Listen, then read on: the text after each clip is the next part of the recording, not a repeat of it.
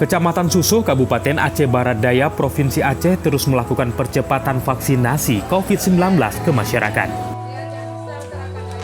Muspika Kecamatan Susoh optimis capaian vaksinasi bisa mencapai target 70% herd immunity pada akhir Desember 2021.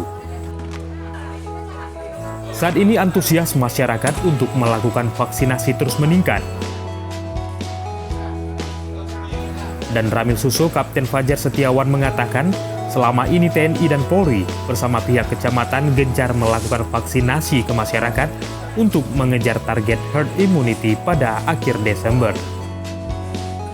Alhamdulillah masyarakat antusias sekali. Jadi kita buat Forkopimda Kecamatan Susoh sudah menggelar untuk vaksinasi di wilayah Kampung Rawa. Jadi masyarakat Kampung Rawa sampai saat ini masih berdatangan terus. Jadi untuk vaksinasi sampai sekarang sudah meningkat. Untuk meningkatkan minat masyarakat melakukan vaksinasi, pihak Muspika juga terus berupaya melakukan sosialisasi tentang pentingnya vaksinasi kepada masyarakat. Selain itu, pihaknya juga memberikan sembako kepada warga yang mau divaksin. Masyarakat juga dihimbau untuk tidak percaya berita bohong tentang vaksin yang beredar di tengah masyarakat.